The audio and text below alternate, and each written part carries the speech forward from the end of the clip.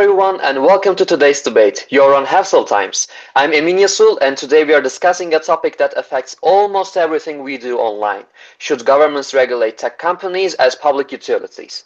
Some argue that tech giants have become too powerful and too essential to be left completely unregulated, while others believe government interference would slow down innovation and limit digital freedom. We'll hear both perspectives today. Before starting, let's meet with our debaters. Hello everyone, I'm Kerem, and today I'll be arguing why governments should regulate tech companies as public utilities. Hi everyone, I am Drew, and I will be supporting the idea that regulation is necessary to protect fairness and user rights in digital world. Hello everyone, I'm Zeynep, and I will be arguing against treating tech companies as public utilities. Hi everyone, I'm Helen, and I will be defending the view of government intervention harms innovation and limits digital freedom. Since we met with our debaters, let's hear the opening statements from the debater 1, Kerem.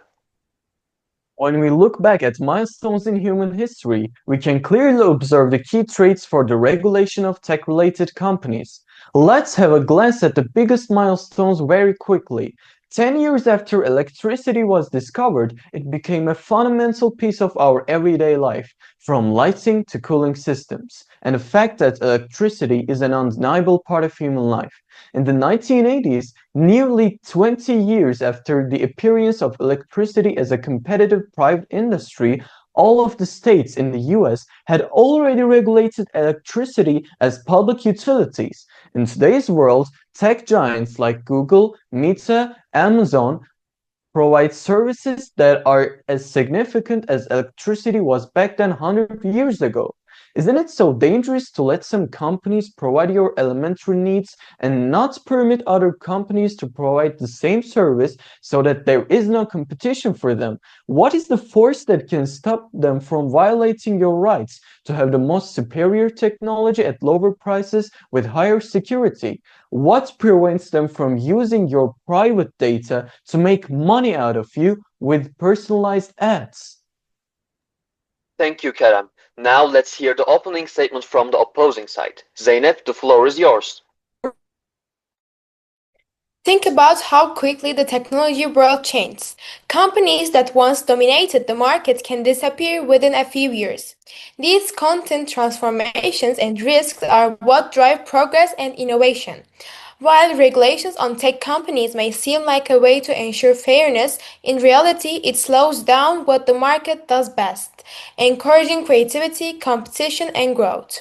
The market gives entrepreneurs the freedom to take risks, develop new ideas, and challenge established players.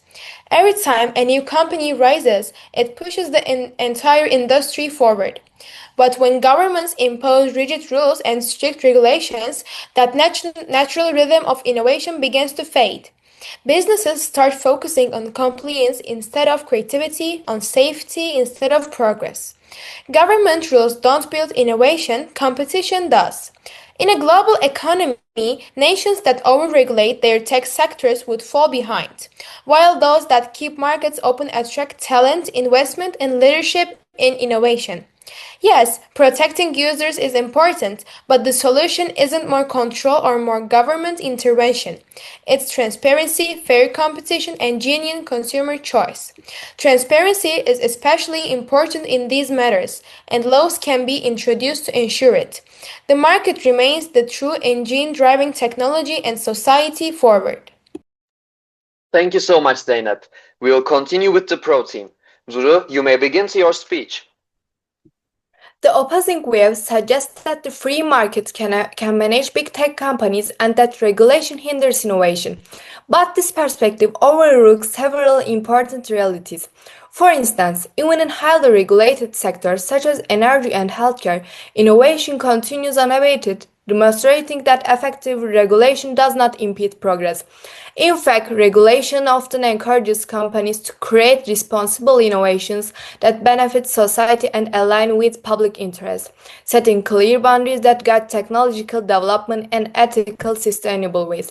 For instance, Google has been known to acquire potential competitors like YouTube in its early stage, and Meta has repeatedly purchased or shut down smaller social media platforms that could challenge its dominance, limiting consumer choice and shaping the digital landscape according to their own priorities.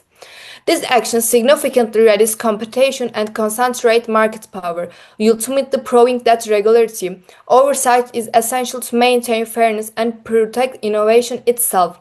Without government oversight, we can't ensure a safe and fair competitive environment. Regulation doesn't limit innovation, it actually helps make it more effective and beneficial for everyone. Thank you, Duru. Now let's move on to the opposing team's statement. Helin, you have the floor. Imagine a world where every innovation must wait for government approval, where creativity slows down under layers of bureaucracy. This situation would lead to a decrease in production and innovative solution in the long term. Moreover, it will draw strong criticism from society, as government intervention in tech companies while directly limits people's digital freedom and expression, because the freedoms of society will be restricted. If governments are allowed to interfere with tech companies, this could eventually expand to areas like social media and free speech. As trust in tech companies declines and the government imposes restrictions on every business, there will be a significant drop in the number of new companies or startups being launched. When decisions begin to be made about when and how new technologies will be introduced to the market, there will be a slowdown in the work proposed for the development of society. The government's manipulation of tech companies will not only draw public attention but also restrict online freedoms and make citizens question the reliability of the data they share on the internet. In conclusion, government interference in the tech companies will not protect people. It will weaken innovation, limit freedom, and destroy public trust in the digital world. Thank you to both sides for sharing your statements. Now we will move on to the crossfire section, where each team will ask one challenging question to the other. Kerem, you may start with your question. Companies decide what information we see, which apps succeed, and even how our data is used, all without public oversight. If a small group of private companies can shape the digital environments of billions of people, how can we realistically expect the free market to protect users from manipulation, unfair practices, or data abuse? While tech companies have influence, users are not powerless. The digital world shifts fast, and platforms lose relevance the moment people stop trusting them. If a company misuses data or manipulates users, people move to alternatives, and new competitors rise precisely because there is no government barrier blocking innovation. Regulation, on the other hand, risks freezing the entire sector under slow, outdated rules. Markets can respond instantly to user demands. Governments cannot. Real protection comes from open competition, not state control over technology. Thank you for your answer, Helin. Now it's opposing team's turn to ask their question. Zeynep, you have the floor. Regarding the Pro Team's proposal of governments to start regulating tech companies to create a fairer tech sector, who is better positioned to determine what fair truly means? Politicians with limited tech knowledge or the market that naturally reflects what users want? While the market appears to reflect user desires, it's actually solely focused on profit. Google and Meta acquire or drive out smaller competitors, protecting their own interests and preventing fair competition. Furthermore, they design their algorithms to exploit user attention and manipulate behavior, completely disregarding any society's benefit. Therefore, regulation is essential to protect competition, protect user rights, and ensure true fairness in the tech sector. Thank you to both sides for the crossfire. Now we will move on to the final statements. Kerem, you may begin with your statement. In conclusion, treating tech companies like public utilities is not about limiting innovation, it's about protecting people in a world where digital services are have become essential to daily life. These companies shape information we see, collect massive amounts of data, and hold enormous influence over communication, business, and even political discussion. Without regulation, they can prioritize profit over fairness, security, and transparency. Government oversight creates clear rules that ensure competition, protect user data, and prevent monopolies from controlling entire sectors. As technology becomes more central to society, responsible regulation becomes necessary to guarantee equal access, accountability, and long-term public benefit. A fair digital future requires clean boundaries, not unchecked power. Thank you, Kerem. Now we will hear the very final statement from the opposing side. Zeynep, the floor is yours. To conclude, progress in technology has always come from freedom, not from control. Every major breakthrough, every successful startup, every new idea has emerged because someone had the freedom to experiment, to compete, and to create something better. When the market is free, innovation accelerates. But when it's restricted by layers of regulation and political control, progress can slow down.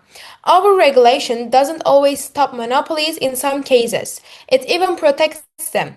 Large companies have the resources to adapt, while small, innovative startups are left behind, struggling under rules they can't afford to follow.